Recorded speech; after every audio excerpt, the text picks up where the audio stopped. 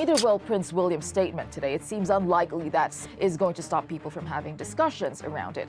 Now, the fallout does continue because whether or not one is interested in the royal family or issues brought up in it, it is... Royal family announce shocking decision, Camilla ordered, to leave Windsor Lodge. Okay, stay with me for a moment, because this decision reportedly did not begin with a public argument, a camera flash, or a dramatic confrontation at the gates. According to the claims surrounding this story, Queen Camilla was ordered to leave Windsor Lodge after senior royal figures allegedly reached a decision behind closed doors.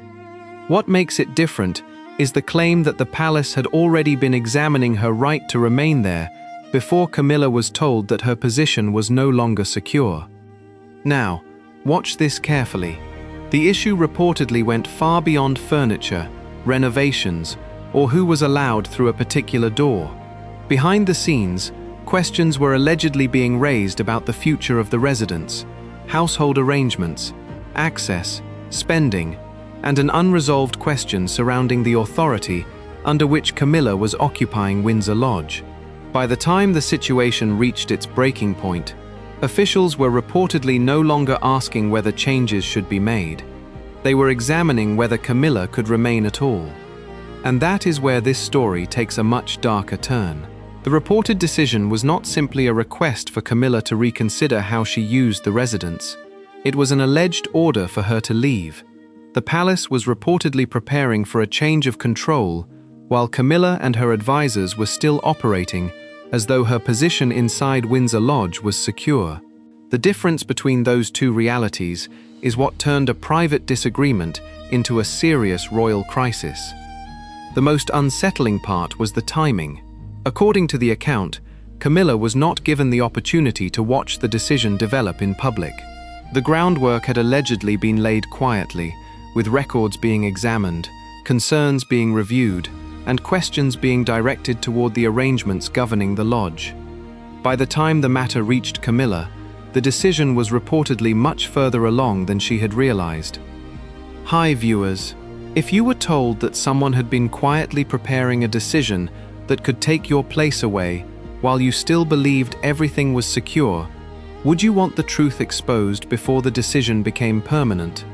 Leave a simple yes or no in the comments, because this is exactly where the Windsor Lodge controversy becomes impossible to ignore.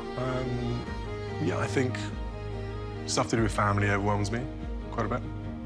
You know, worry or stress around family side of things, that does overwhelm me quite a bit. But in terms of, you know, doing the job and things like that, I don't feel too overwhelmed by that. Not now anymore. Inside the residence, the atmosphere reportedly changed before the wider public had any idea that something serious was happening. Advisors were allegedly trying to understand why officials had suddenly become interested in documents that had previously attracted little attention. Questions were being raised about who had authority over the property, who could approve changes, and whether earlier instructions had been properly authorized. Those questions mattered, because Windsor Lodge was no longer being treated as an ordinary private residence. The claims surrounding the dispute describe a place carrying family history, household responsibilities, staff arrangements, and belongings connected to previous generations of the royal family. Any attempt to change control over such a residence could therefore become far more sensitive than a disagreement over where someone lived. Then came the issue that reportedly caught Catherine's attention. Several belongings associated with the royal family were allegedly no longer where they had traditionally been kept. According to the account, the objects had not simply vanished without explanation. They had reportedly been moved, wrapped, labeled, and placed into storage. More importantly, the instructions behind those movements allegedly led investigators back toward Camilla's office. That detail changed the temperature of the dispute. What had initially appeared to be a disagreement over the management of Windsor Lodge could now be viewed through an entirely different lens. If the belongings had been moved without the expected family consultation, then the question was no longer simply who preferred one room over another. It became a question of authority. Catherine reportedly did not respond with a public confrontation. Instead, the claims suggest that records were requested, storage lists were examined, renovation requests were gathered, access instructions were reviewed, household objections were placed alongside the decisions that followed them, and slowly, a pattern allegedly began to emerge. One disputed instruction led to another. One question change connected to another decision. Staff arrangements reportedly shifted. Access to parts of the residence was allegedly tightened. Renovation plans were examined. Then spending records became part of the picture. The significance was not any single document. It was the possibility that several separate decisions had been made under an assumption that Camilla possessed broader authority over Windsor Lodge than the formal arrangements actually allowed. It's safe to say that change is on my agenda. Change for good. And I embrace that and I enjoy that change. I don't fear it. That's the bit that excites me. That was the question William reportedly wanted answered. Not whether Camilla was entitled to use the residence, not whether she had been welcomed there, but whether that permission had ever amounted to the permanent authority her office was allegedly exercising. And this distinction would soon become critical, because when the original residence documents were reportedly requested, the people reviewing them expected to find something straightforward: a signed arrangement, a clear authorization, a document confirming that Camilla had the right to remain under whatever conditions had been agreed. Instead, the search allegedly produced something far more complicated. The arrangement surrounding Windsor Lodge was reportedly not as permanent as some people had assumed. There were conditions, there were limits, and buried inside those provisions was allegedly a clause that could become the most important piece of evidence in the entire dispute. It reportedly addressed what could happen if the residence, its resources, or its arrangements were used in ways that violated the conditions under which occupancy had been granted. That discovery changed the question again. The palace was no longer merely reviewing what Camilla had done inside Windsor Lodge. It was reportedly reviewing whether those actions had triggered the very conditions that could allow her occupancy to be withdrawn. And there was another problem waiting inside the records. The account claims that warnings had allegedly been issued before the dispute reached this stage. If that was true, then the palace would have to determine whether Camilla's office had simply misunderstood the rules, or whether it had continued acting after concerns had already been raised. That difference could decide everything. If it had been a misunderstanding, there was still room for a private correction. If the warnings had been understood and ignored, the palace would face a much more serious problem. By then, the atmosphere surrounding Windsor Lodge had reportedly shifted from disagreement to investigation. William and Catherine were no longer simply trying to understand what had happened. The evidence was allegedly being arranged into a sequence, and every document appeared to raise another question about how Camilla's authority had been exercised. But the most important document had not yet been fully examined. And once that document was placed in front of the people making the final decision, the question would no longer be whether Camilla should change the way she used Windsor Lodge. It would be whether she had any remaining right to stay there. If you think that question deserves an answer, stay with this story and do not look away now, because the next part goes directly into the document that reportedly changed everything, and what it revealed was far worse than a disagreement over a royal residence. The first document did not arrive with a warning. It arrived with a question. Who, exactly, had authorized the arrangement at Windsor Lodge? That question reportedly sent palace administrators back through files that had been treated as routine. They were not looking for gossip or old arguments. They were looking for the precise wording that determined who could occupy the residence, who could control its rooms, and what happened if the conditions attached to that arrangement were broken.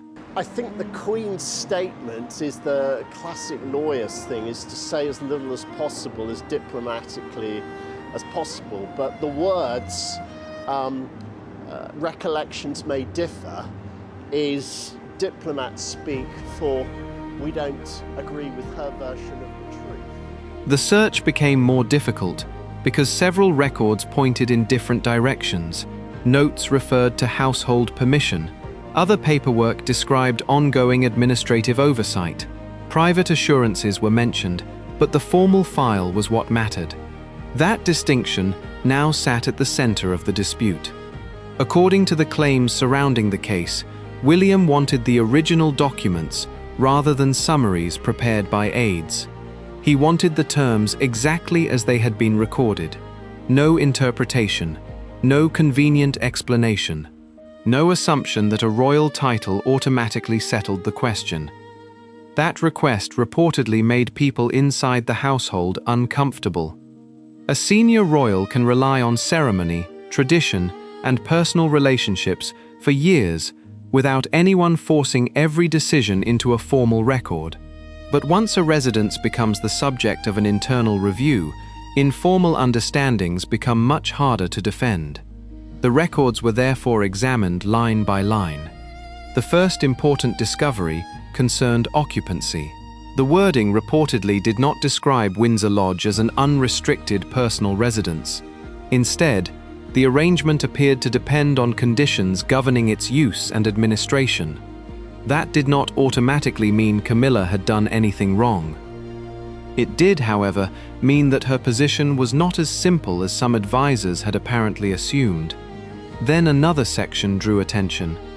The residence was connected to household resources, staff, and family access. Those responsibilities were not presented as unlimited powers belonging to whoever occupied the property. They were tied to the purpose of the arrangement itself. That distinction gave the review a new direction. Officials reportedly began comparing the terms against decisions made inside the lodge. They examined staffing changes, maintenance requests, access arrangements, and spending records. Each item was assessed against the same basic question: was this within the authority granted? The answer was not immediately clear. Some changes could be explained as ordinary household management. Others were harder to classify. The more records investigators compared, the more they reportedly found decisions that had been treated as settled without a clear written authorization attached to them. Then came the spending records. Several invoices allegedly required closer examination because work connected with the residence had been charged through household accounts. The issue was not simply how much had been spent, it was whether the work had been approved under the correct authority. That mattered because financial responsibility was one of the areas where informal permission could become dangerous. If a private decision used public or royal household resources, someone had to be able to show who approved it. The records reportedly did not provide that answer cleanly. Instead, they created another trail. Requests had moved between offices, instructions had been passed to staff, work had been scheduled, payments had followed. Yet the document that should have clearly established permanent authority remained absent from the file. For William, that gap reportedly became impossible to ignore. He was not asking whether Camilla had permission to make herself comfortable at Windsor Lodge. He was asking whether permission to occupy the property had somehow been transformed into permission to control it. That was a much larger question. Catherine's role also became more important as the review continued. The material gathered around the residence was reportedly being arranged chronologically. That allowed officials to see not just individual decisions, but when those decisions happened and what came before them. The timing mattered. An instruction issued before a warning meant one thing. The same instruction issued after a written objection meant something very different. That was why the correspondence mattered so much. According to the account, some administrators had already raised concerns about how the lodge was being managed. Their objections allegedly questioned whether certain changes should proceed without wider approval. Those objections did not settle the matter. They created a record. And once that record existed, every later decision could be judged against it. The review then reached another sensitive area: access. Household records reportedly showed that some people who had previously entered Windsor Lodge without difficulty were now subject to additional restrictions. The reason for those restrictions became part of the inquiry. Security has legitimate reasons to control access. That was never the central issue. The question was who had authority to impose restrictions on family members and under what circumstances. If Camilla had been given broad control, the restrictions might have been defensible. If her authority was conditional, the same instructions could look very different. That was the problem the investigators were trying to resolve. And then an internal record reportedly provided a crucial clue. The wording suggested that the residence was still regarded as part of a wider household arrangement, rather than a private domain controlled entirely by its occupant. That single distinction gave William and Catherine something they had not previously possessed: a basis for challenging the assumption that Windsor Lodge had effectively become Camilla's permanent territory. But the review was still missing one thing: a clear answer about what happened when the conditions were breached. The relevant clause reportedly sat deeper inside the residence documentation. It was not the kind of sentence most people would notice while reading a routine property file. Yet its meaning could determine whether the palace had the authority to withdraw the arrangement. Officials reportedly isolated the clause and compared it with the issues already documented. The wording referred to circumstances involving improper use of the residence and household resources. That was significant, because if the documented concerns fell within those circumstances, the palace might not need to negotiate a new arrangement at all. The existing terms could already contain the mechanism for ending the occupancy. The stakes were rising because the residence itself was no longer the only thing under review. The people making the decision were now examining whether the authority behind the arrangement had been misunderstood from the beginning. If that assumption collapsed, every later decision would have to be reconsidered, and Camilla's advisors would have to explain why they had acted with confidence when the paperwork reportedly offered less certainty. At that point, the review stopped being theoretical. It became a test of whether the conditions had actually been broken, and that required going back through every disputed decision.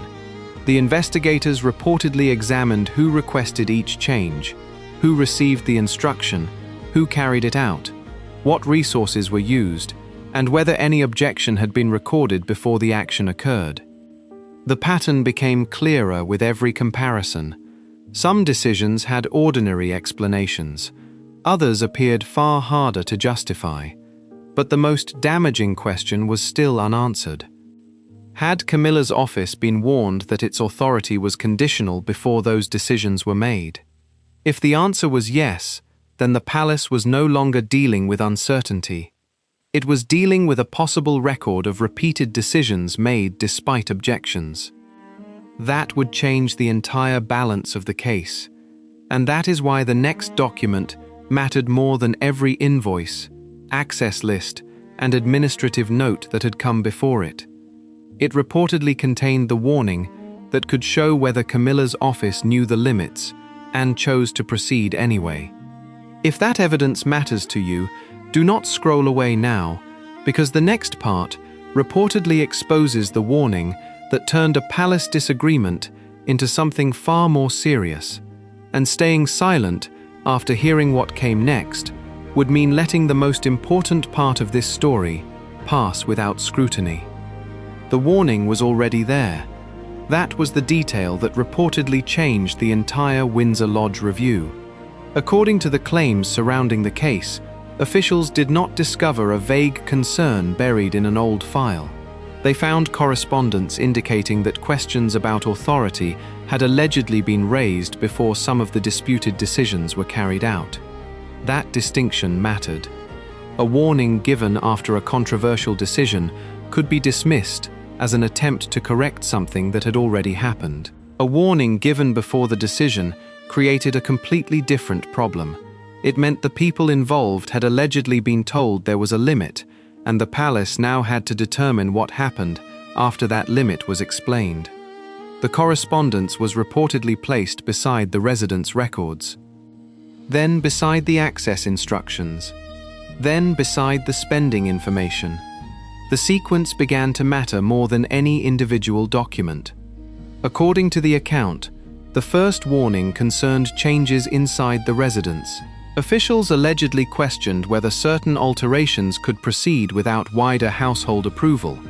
The response from Camilla's side was reportedly that the arrangements were already understood.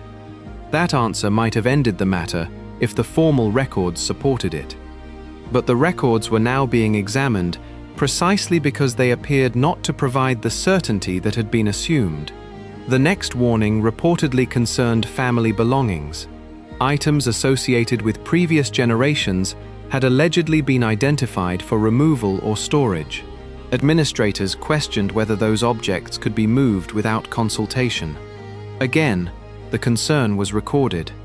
Again, the disputed action reportedly continued. Then came the issue of access. People who had previously used parts of Windsor Lodge were allegedly told that arrangements had changed. Some family access was reportedly restricted or redirected. Household administrators questioned whether those restrictions fell within the authority granted to the occupant.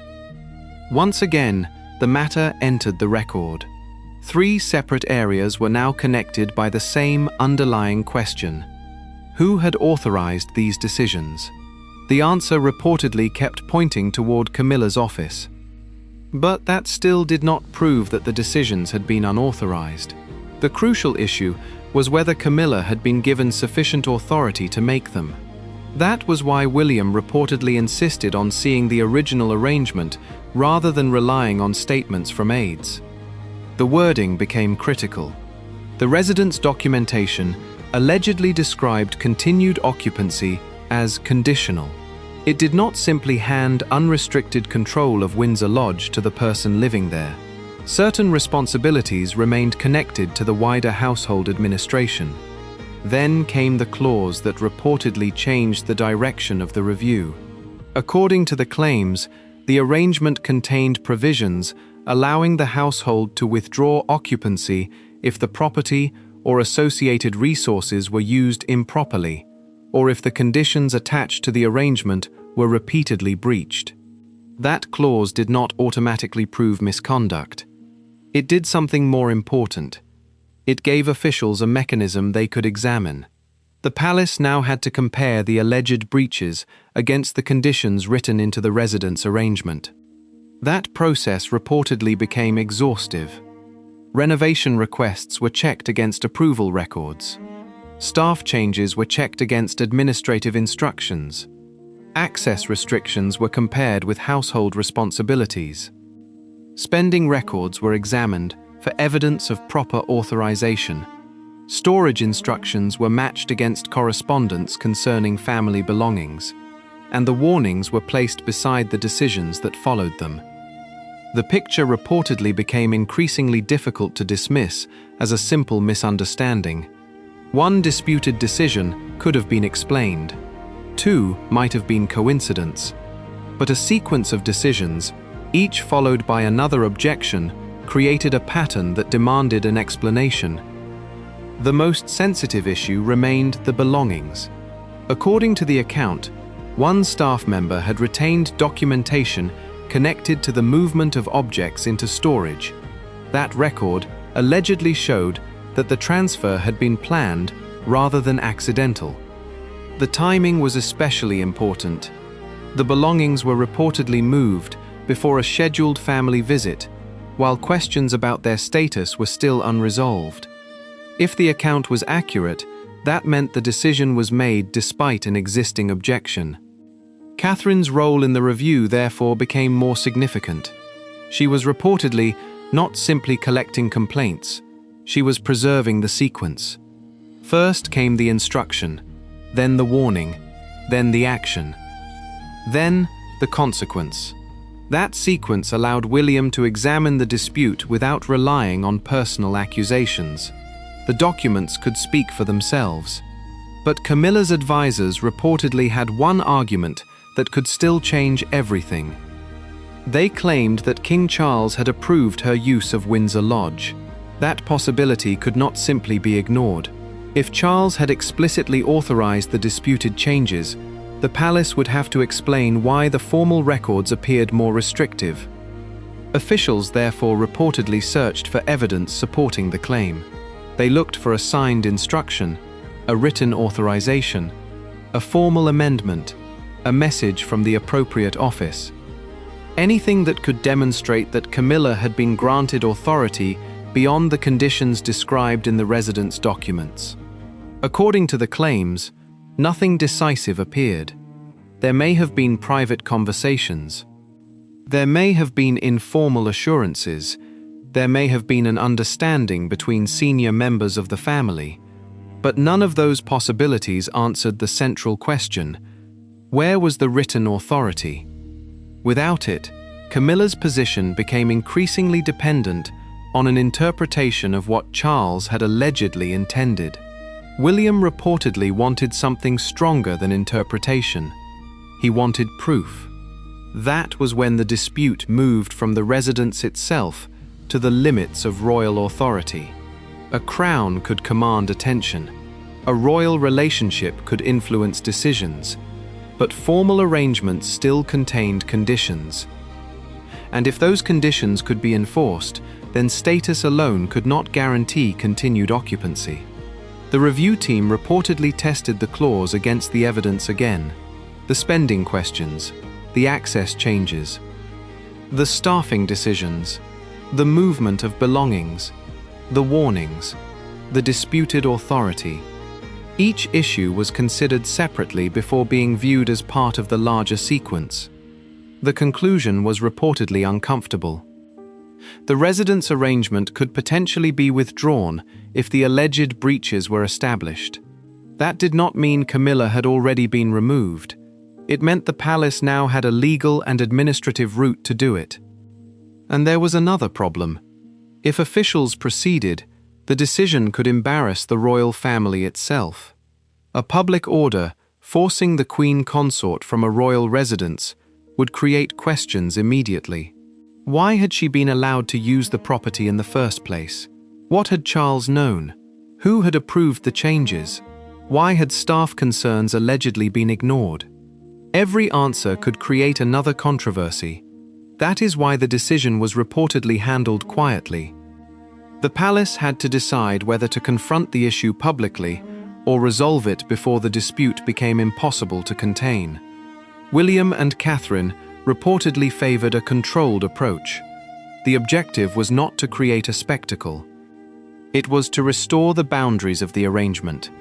But Camilla's advisors were allegedly still treating the situation as negotiable. That assumption was about to collide with the most important document in the file.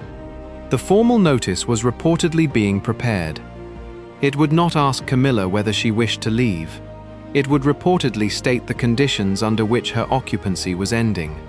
For the first time, the possibility of departure became an official action rather than a private concern. And the decision reportedly went even further. The palace was allegedly preparing to restore household control over the residence, review access, halt disputed work, and establish a deadline for the return of the keys. That deadline would transform the entire dispute, because once a date existed, there would be no more room for vague assurances. Camilla would have to respond to an actual decision. Her advisors would have to challenge the documents or accept them. Charles would have to decide whether to intervene. And William and Catherine would have to determine whether they were prepared to let the order stand. The next stage was no longer an investigation. It was a confrontation waiting to happen. And if you believe powerful people should not be allowed to hide behind silence when serious questions are raised, then do not just watch this part and move on. Like, share, and subscribe, because the next chapter reveals what happened when Camilla finally received the decision that had reportedly been prepared without her knowledge. The notice was ready before Camilla was reportedly told what was happening. Inside the palace, officials had already moved beyond discussion. The paperwork was being checked, the wording was being reviewed, and the practical steps for changing control of Windsor Lodge were reportedly being considered. This was no longer a question of whether someone might ask Camilla to reconsider her position. It was becoming a formal decision. The first priority was to make sure the order could withstand challenge. Every condition attached to the residence was reviewed again. The disputed spending was checked. The access arrangements were examined. The staff instructions were compared with the household rules. The records concerning family belongings were placed beside the warnings that had allegedly preceded their movement. Nothing could be left open to an easy denial. If Camilla challenged the decision, the palace needed to show why it had been made.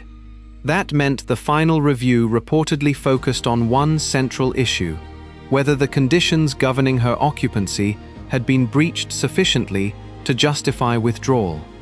The advisors reached their conclusion. According to the claims surrounding the case, the answer was yes. The arrangement could reportedly be withdrawn under the conditions already contained in the residence documentation. No new ownership dispute was required. No dramatic public vote was necessary. The existing terms were allegedly enough to begin the process. That was the point when the situation became personal for Camilla. A private meeting was reportedly arranged. There would be no cameras, no waiting reporters, no crowd outside the gates. The discussion was intended to remain controlled because everyone understood what a public confrontation could do to the royal family. Camilla reportedly entered the meeting expecting questions about administration. Instead, she was confronted with the decision itself. The documents were placed before her: the residence terms, the disputed instructions, the warnings, the spending concerns, the access records, the evidence concerning belongings. Each item represented a separate part of the dispute, but together they created the case that had been building around Windsor Lodge. Camilla's strongest reported defense was simple: Charles had allegedly approved her use of the residence. That argument could have changed the outcome if there had been formal evidence supporting it, but the review had already searched for that evidence. According to the account, officials had found no document granting Camilla unrestricted control of Windsor Lodge. That did not prove that Charles had never spoken to her about the residence. It did mean that an informal understanding could not automatically replace the written conditions governing the property. The distinction was critical. Permission to occupy was not necessarily permission to control. Permission to use rooms was not necessarily permission to restrict family access. Permission to make reasonable changes was not necessarily permission to spend household resources without the required approval. And access to a royal residence did not necessarily mean permanent possession. That was the position reportedly presented to Camilla. The response from her side was allegedly firm. She reportedly argued that the matter had been misunderstood and that the arrangements inside Windsor Lodge reflected her position as Queen Consort. From her perspective, the residence had been placed at her disposal, and decisions made within it were part of normal household management. But the documents were not being judged by status. They were being judged by the conditions attached to the residence. That made the meeting increasingly difficult to resolve. Camilla reportedly warned that taking the matter further could embarrass Charles and create a public dispute within the royal family. A forced departure from Windsor Lodge would immediately attract questions about the king's authority, the Queen Consort's position, and the internal balance of power. That warning carried weight, but it reportedly did not stop the process. William's position was allegedly that avoiding embarrassment could not mean ignoring the conditions governing a royal residence. Catherine's involvement had already ensured that the disputed records were preserved. The palace now had a choice. It could quietly reverse the investigation and allow the existing arrangements to continue, or it could enforce the conditions it had spent weeks examining. The decision reportedly went forward. The formal notice was prepared.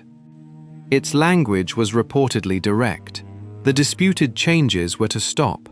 Household administration would resume control. Camilla's private staff would no longer exercise authority over the residence. and the occupancy arrangement would end under the conditions already identified in the review. Most importantly, there was a deadline. The keys would have to be returned. That single requirement changed the atmosphere inside Windsor Lodge. A disagreement can continue for months when nobody has fixed an ending. A deadline is different. It forces every person involved to decide what they are willing to do. Camilla's advisors reportedly began making calls almost immediately. They sought clarification. They questioned the authority behind the notice. They reportedly hoped the king might intervene before the deadline arrived. But the palace had already anticipated that possibility. The notice was reportedly supported by the residents' documentation and the internal review. Officials had prepared the practical arrangements required if the order remained in force. That meant the decision could no longer be dismissed as a warning. It was an action. The next question became whether Camilla would comply. Inside Windsor Lodge, staff were reportedly instructed to remain careful. Nobody wanted to be caught in the middle of a dispute involving senior members of the royal family. Some employees allegedly began separating personal belongings from items associated with the residents. The distinction mattered. Anything belonging personally to Camilla could leave with her. Anything considered part of the lodge collection or protected family property would remain subject to the household inventory. That inventory reportedly became one of the most important preparations for the handover. Officials needed to know what was inside the residence before control changed. Every room mattered. Every significant object mattered. Every key mattered.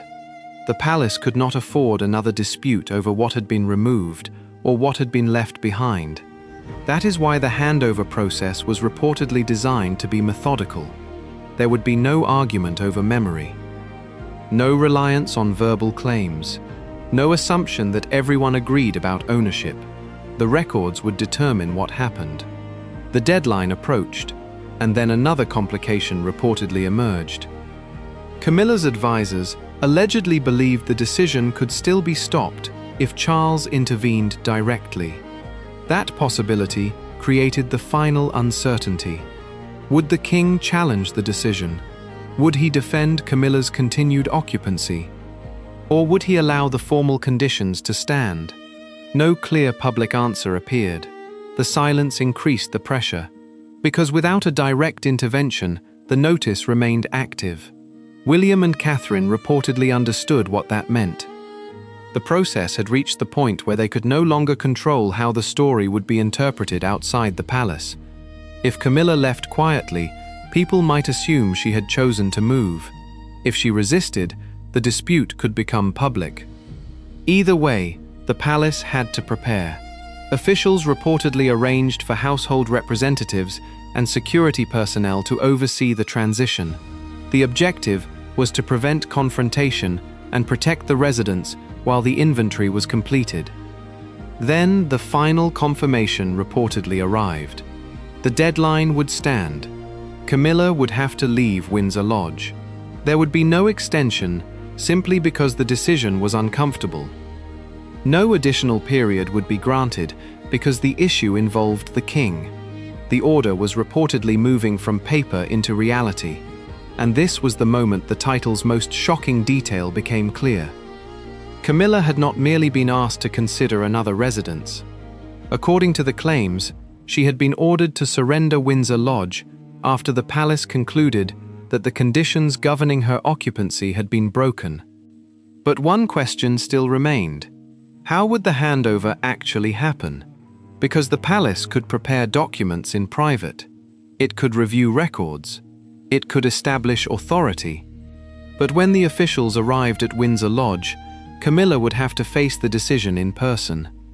And that was where the quiet palace dispute was reportedly about to become a confrontation that nobody could hide.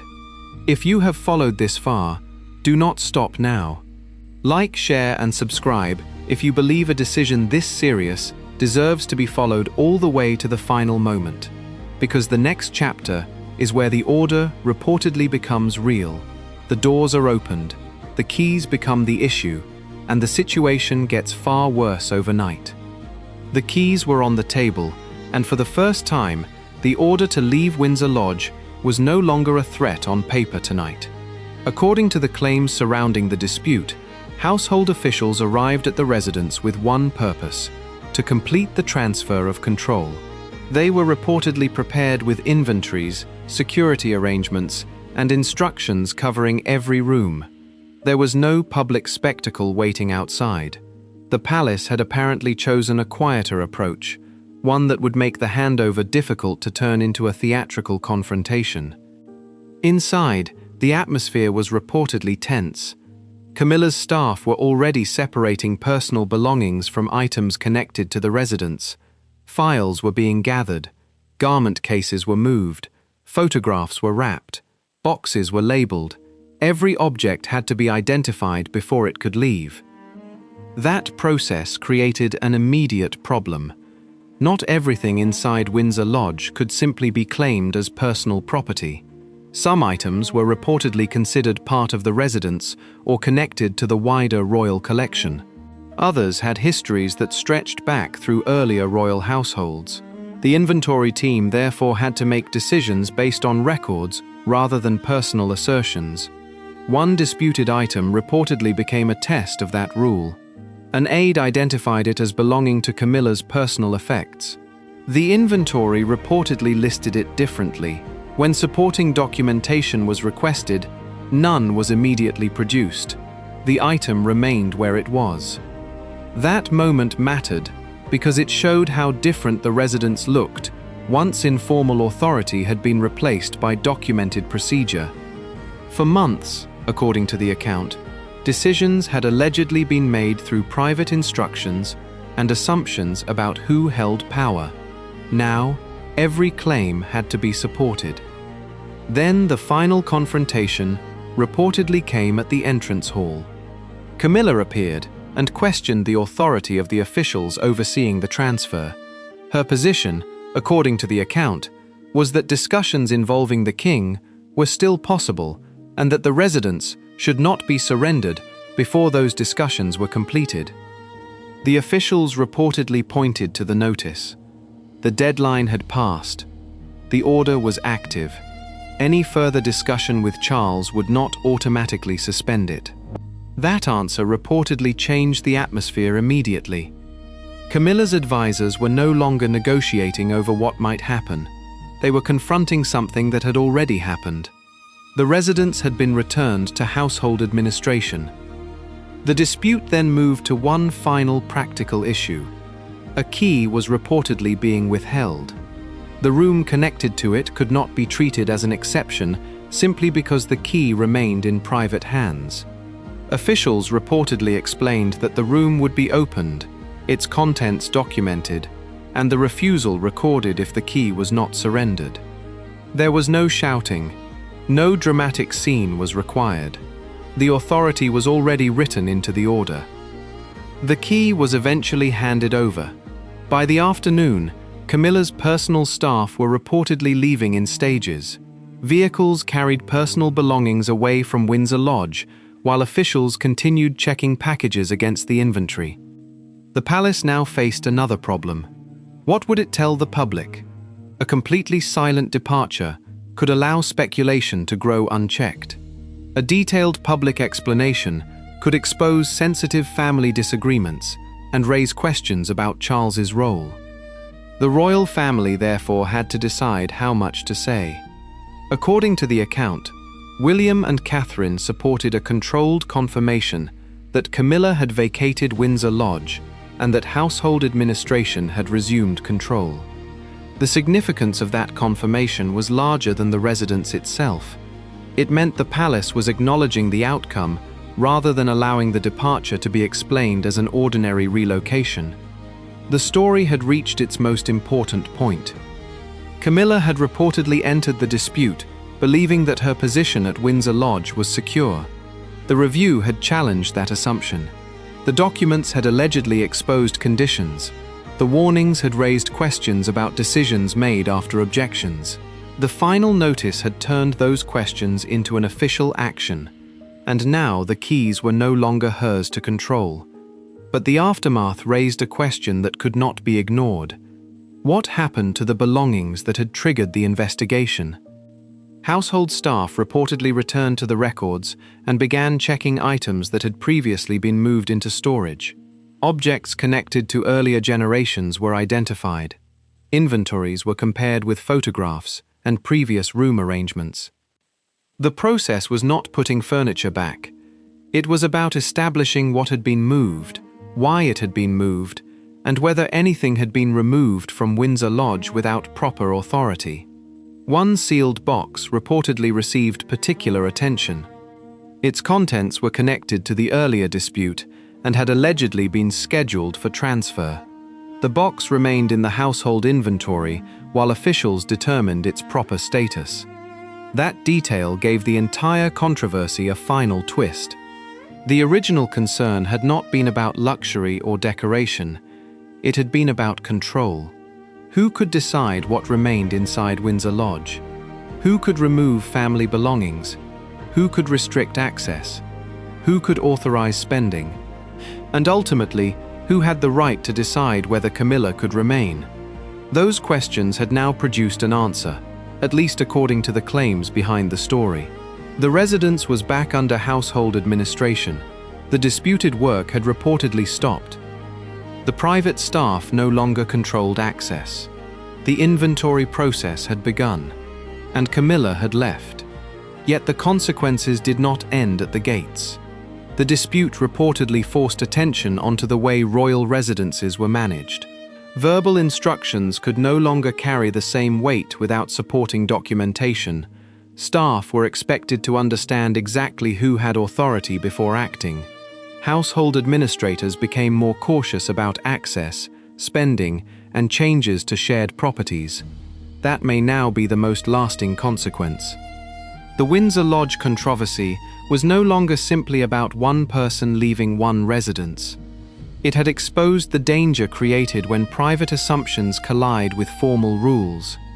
It also left Charles facing difficult questions. How much had he known? Had he approved the changes?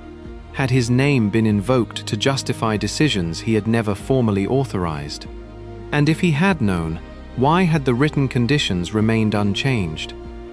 Those questions were not fully answered in the account.